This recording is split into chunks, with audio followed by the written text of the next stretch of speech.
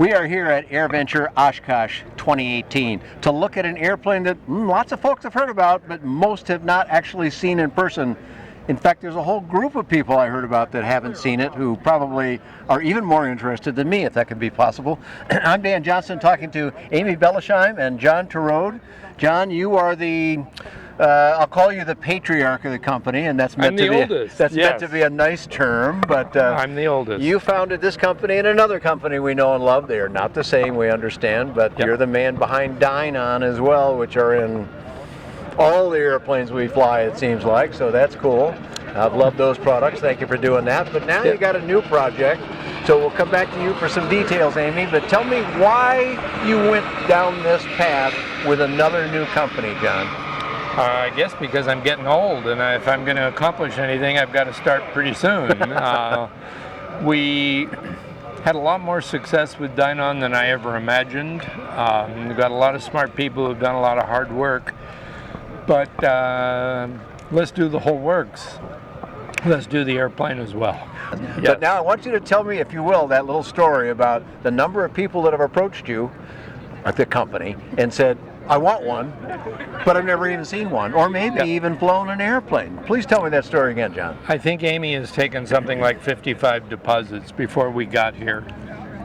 Some of those customers came to Seattle. Most did not. So people have handed us money without even seeing the airplane.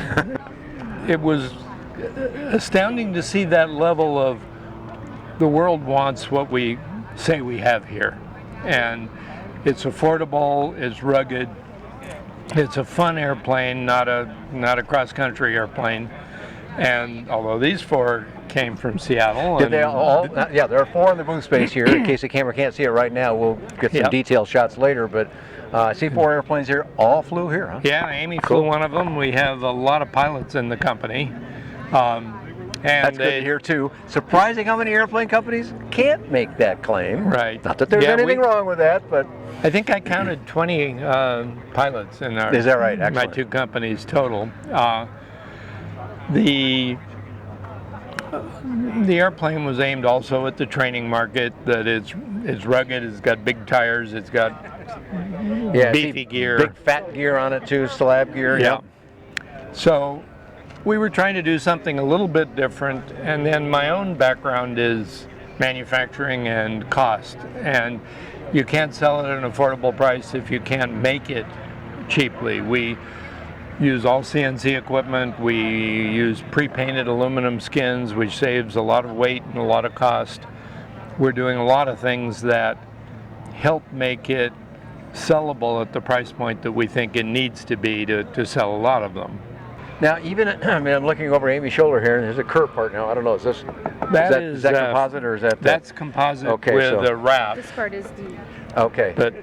And above your head is obviously raw material. That's literally as we get it from the factory. This is an example of the painted product here that you receive. Okay, well here you got to do a pretty good bend on it. Yes. Bending. Look at the trailing edge of the control surface. Well, sure, even a tighter bend. It can bend down to almost zero. Okay, and you can obviously bend it without scratching it, but that's a process in and of itself, I'm guessing. Yeah, we had to learn. Yeah. We use colored rivets. We use a dimpling punch, so we get flush rivets. A lot of things that are maybe a little bit different from the way other folks do it, but helping me control costs. Yeah, well, that's good because you've got some interesting price points. You're the marketing manager? I'm the marketing and sales manager, yes. Okay. So you deal with the price question a lot. And we always say, look, these videos can last a very long time, folks. So we'll give you a web address at the end. You'll find out whatever the current information is. But today, give me the range. Just give me ballpark ranges here. Our base model is $99,500, so you're going to spend less than $100K, maybe a little bit more after tax. And then we have the next step up is $107,500, and you're upgrading your screen from the Dynon Touch to the HDX. After that, we have our top of the line model, which is the Redwood. We call it the Redwood model, and that one is $114,500, and that's ADSB. All of it includes ADSB. That's a pretty loaded product at that price then? It's loaded. Everything we know how to do. Yeah. Okay, so that is it. In today's world, That's a very good price point. You obviously know that. You've researched this. I follow these prices a lot too, and I can confirm that they're a handful that are less than you, but not of this construction type. And with all the electronics. Yeah, and with all those parts and pieces in there as well. So obviously Dynon products inside, and you do get a little advantage on that, I'm guessing. But we do, but for 200K, we'll put Garmin in it. I love that. Okay, great response. All right, Amy, so tell me a little bit now. You flew the airplane out here. First of all, did. how long did that take you to fly? We logged 16.6 hours, and that would have been a lot less, but we got held up a little bit for weather. Yeah, well, that's not bad. It's a long way. You have a few mountains in between here and there Right. too. So, how'd you deal with the mountains? Speaking of which. Well, it was a little bumpy here and there, definitely after Montana, and I'm not used to that kind of flying, so it was a really good experience, and the plane held up great. A lot of people say, this isn't really a cross-country plane, but I think it really is. I mean, if you have the time to do it, it's an excellent plane. Well, we do a lot of work in the ultralight sector where airplanes fly at 60 miles an hour. Yeah. Yes. Well, that's a cross-country plane too, if you've got the time. If you've got the time. And you know what? That'd be a great experience if you had the time. Yeah. So Yes. good for you. Anyway, 16 hours doesn't strike me as too bad for a good flight like that. 4 days to get here. You had a lot of fun doing it, I'm guessing. Greatest adventure of a lifetime. Is that Definitely. right? Yeah. So Those kind of things. Amy just did my BFR. Ah, okay. Good on And you. So she can tell you the story, but I normally fly a Cessna 180 on floats, which handles like a truck. It's a little heavier airplane, yeah. A little heavier, so I tend to be a little ham-fisted on the controls, and she had to whack me a bunch of times. It is a light airplane. It is LSA weights, and I used to own a Cessna 150, and it's more like that. Closer to that, Graduating yeah. from the 150 to the 180 was like a sports car to a truck. I have to remember I'm coming back to a sports car. But it is extremely responsive. You can get it to move very quickly. But I had to learn something new, and I think we're going to insist on some transition training for anyone who doesn't have a lot of experience in something this light, because it is a responsive airplane. I was just going to say that everyone needs some transition training, Yeah. I believe, because if you fly a 182, fine, you're Yeah. good at that maybe. You're great at it maybe. Yes. This is not that. Right. One's a pontoon boat, I call it, and this Yes. one's a jet ski. Yep. And it's going to move like that, and there's nothing wrong with that, but you have to be ready for it. Yep. So tell But me a little bit about how you land the airplane, She John. did That's where so- people sometimes find Well, challenges in particularly light aircraft. So she did sign my BFR, so there's the bottom line. All right, good. The first landing was a little dicey. The second 2, 3, 4 got better. It just do the numbers, and it performs really well. Any airplane, any landing is having the airspeed under control, being in Absolutely. the right place at the right time. Which And means planning ahead properly, of course. planning ahead properly. And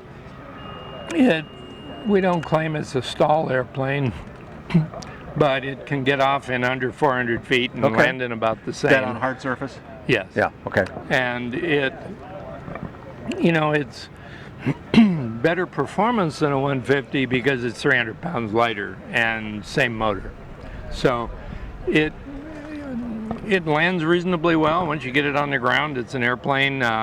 Getting to the right point at the right speed is the whole key to it, and that's true for most airplanes. Now talk to me a little bit about the steering then. That I had to get used to. You're castering nose wheel, correct? I had a 150 which had a steerable nose wheel, and shall I say, I embarrassed myself after we got off the main runway at Payne, but fortunately there were no Boeings around. Which is where Boeing is present a lot, I know. That's true. so- Our final assembly hangar is 2 buildings away from Boeing's big airplane factory. So it, like anything new, is a learning experience, and you have to pay your dues to get the muscle memory right, and it's a light airplane, and I haven't done much of that lately. But she did sign me off. I would be confident going soloing it now, that confident we could reuse the airplane after I landed it. Yeah. Cool, good. Well, since you mentioned a 182 on floats, I think you've got float plans for this airplane as well, do you not? Of course, but they won't let me talk about it because I'll promise them tomorrow and they won't come for a year. But sometime in the future, without Ranger's a doubt. going on floats. Huh? One of the main reasons I lobbied for the cantilevered wing is that I bash my head on the strut on my 180 at least every other flight, and it would be a whole lot easier maneuvering around the airplane if it didn't have those in the way. Well, you know, most seaplane operations use docks, not beaches. Beaches are fun, but Right. it just doesn't happen very often. It's almost always a dock. Yep. And with any part that's hanging down in the way, you know, Yes. then you're just going to limit yourself. Amy, tell me, what about these customers now that you've got signed up? Have you made any deliveries yet? We were going to deliver right before we left for Oshkosh, but Okay. we wanted to wait till we all got back so we could make it a big deal. And also, we're going to deliver our first airplane to a flight school at our home airport, which Oh, is really cool for us. Excellent. And that will be August 1st. And then these 3 that we have here are going to be delivered to customers right after the show is over. And then, of course, our demo plane will go back home to Seattle. All broken in with a few hours Yep. on the things and all the instruments all tuned up and ready for them. Yeah. Yep. It's a pretty good way to get an airplane, I think. So yeah, on the trip out here, we had no problems. We got them out here great. I mean, with the exception of the weather, it was just a perfect flight. Excellent, So. excellent. Yes. All right, I've asked you about all the questions that I think I can come up with. Maybe even stumped you once or twice. That's good. Yeah. But people will always come up with yet another thing. So how do we find you on the web to get the rest of the information we need and to contact you, or maybe send you an order? Sure. Well, you can call me directly. You can go on our website, get the phone number, VashonAircraft.com. We're on Facebook, Twitter, YouTube, Instagram, all the social media. You just Google us and you'll find us. We're all over the place. Sounds great, sounds great. She is a lot younger than I am. Just going to say, you're very much in the modern age with all of that stuff. Yeah. Good for you again. So it shows you hire the right people. That's what that means. Lots of information about this airplane you'll find as time goes on, and already, plus all sorts of affordable aviation available on BuyDanJohnson.com. Thanks for joining John Torode, Amy Bellesheim, and myself here at EAA AirVenture Oshkosh 2018.